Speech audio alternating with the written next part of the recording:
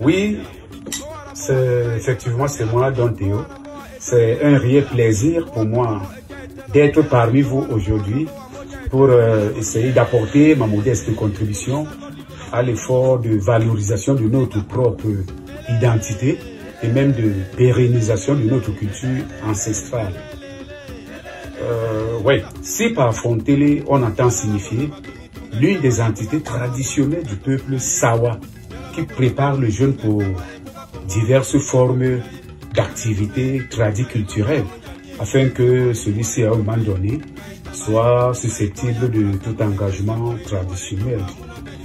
Et le Fontélé est dépeint ou décrit comme un guerrier traditionnel portant de nombreux éléments au corps dotés de vertus et de quoi se protéger contre des esprits mauvais censés rôder lors d'une parade ou lors d'une cérémonie typiquement traditionnelle. Le Fontélé se masque surtout le visage avec la couleur soit rouge qui dit le commandement, soit avec la couleur noire qui est l'absence de toute couleur selon la loi en fait.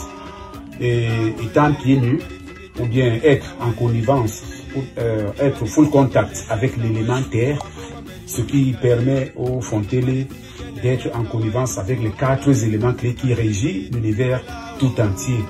Et moi j'ai cité feu, eau, air, terre, comme la prophétie des sylphes, des gnomes, des salamandres et des ondines. Et être en parfaite symbiose avec les 4 points cardinaux, nord, sud, est, ouest, et après avoir scellé, en crachant le feu à l'aide du katé. Voilà un autre phénomène. Le katé, c'est un symbole d'assemblage cohérent, de multiplicateur des forces de brindilles de toutes sortes. Je dis bien des brindilles de toutes sortes. Isolement fragile, entassé en paquets cohérents, allumé au bout pour produire le feu. Bon, ben là, je serai un peu très superficiel pour ne pas trop aborder le côté métaphysique. Le feu qui est un danger, et lequel danger qui produit la lumière, et la lumière est la vie de l'homme. C'est ce qu'on appelle techniquement l'héritage de la tradition Soyambi. Alors, en crachant le feu à l'aide du katé, parce que katé est composé de K, Ka, qui veut dire énergie dispensatrice, l'étincelle du monde phénoménal, ou bien plus techniquement, le monde incarné dans lequel nous vivons. C'est ça, K. Et T, K-T, T, qui signifie tout simplement relever, ou bien mettre debout, ou plus techniquement, exaucer.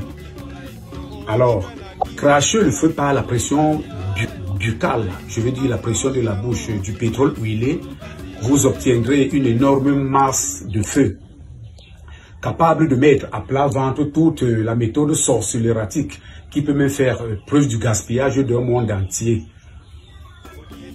Et de là, ça veut dire que le katé est l'arme fatale de Fontélé, ou bien l'arme par excellence de Fontélé. En se poignant d'une bombe, ça veut dire l'hypnotise. Même ce qu'on appelle vernaculairement Ibobelangambi, ou plus techniquement, la veuve araignée, ou soit la mygale, scientifiquement, va rebrousser chemin pour éviter le nez à nez avec le Fontélé. Le Konga Nyungu, ou Nyungu, l'arc-en-ciel, resplendissant ses belles couleurs, de quoi illuminer la scène du combat mystique du Fontélé. Le Nia magnétisme, qui permet au Fontélé d'accéder à la dimension d'un héros légendaire dans la mythologie Sawa, Jeklan Djamba Inono, bien engagé au combat pour aller à la recherche de sa grande sœur, Ngoma Djambe, au pays des morts ou au pays des fantômes, dis-moi des Dimo. Et de là, il sera intercepté en cours de route par un gigantesque boa d'une 60aine de mètres qui lui barre la route. De quoi ne pas aller à la recherche de sa sœur au pays des fantômes. Alors une idée lui parvient en tête d'entonner un petit mantra qui disait Bomo tom semba na malae, ambo manyungu tom semba na malae. Bomo tom semba na malae, ambo manyungu tom semba na malae. C'est ça. Alors très rapidement, en écoutant les oracles de Djongo pour consulter ses ngalo fétiches et sarment de son Bengenjonga, la faucille qui devait trancher ce gigantesque bois en de multitudes de morceaux. C'est ça le Fonteli. C'est ça. Et c'est dans cette atmosphère que naquit Samuel Ebos et Clovis qui nous réunit ici aujourd'hui. Et tenons-nous tranquilles. Samuel Clovis Ebos décède en accident au grade de colonel des armées traditionnelles. Ouais, ça veut dire l'un des meilleurs guides de la parade, de plusieurs parades traditionnelles. Oui, je suis entouré par les frères de cœur qui m'ont aidé pour le bon déroulement de ces obsèques-là. En l'occurrence, Samuel Djimbawanga, Henri Ibile, Henri Tété-Bélé, mon fils Ado de Bomonogar, Joki Paul de Yando, qui ont beaucoup ritualisé en s'appuyant sur le Ekun, la termitière, pour repousser la pluie qui devait nous gâter cette cérémonie pendant ces obsèques. Alors, sans toutefois oublier Pierre Lapendamé et mon fils El Criador Cholamoto à la réalisation. Je remercie aussi plus particulièrement professeur Mbodi et Djengele qui a coordonné de près ou de loin et sans toutefois vouloir citer le chef supérieur du canton Pongo, Arrondissement de Bombari, à la coordination générale. Alors, je vais chuter en disant que la vie de l'homme est parsemée de difficultés et de soucis, traversée par des doutes et d'interrogations, sans compter la notion énigmatique qui est la mort.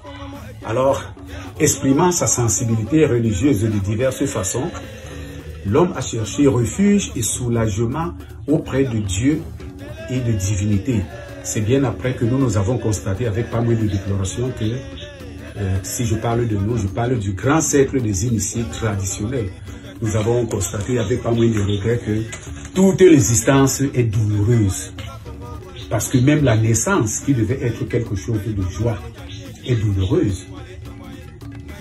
La vieillesse, qui est une bonification, parce que ce n'est pas tout le monde qui est appelé à vieillir, est très douloureuse. La maladie est douloureuse, la mort est douloureuse. Être séparé de ce que l'homme aime est très douloureuse. Être uni à ce que l'homme n'aime pas est douloureuse. Ne pas avoir ce que le cœur désire est douloureuse. Donc, croyons sans autant poser de questions. Parce que cette tradition que nous menons aujourd'hui est devenue comme une jungle inextricable d'exubérantes frondaisons.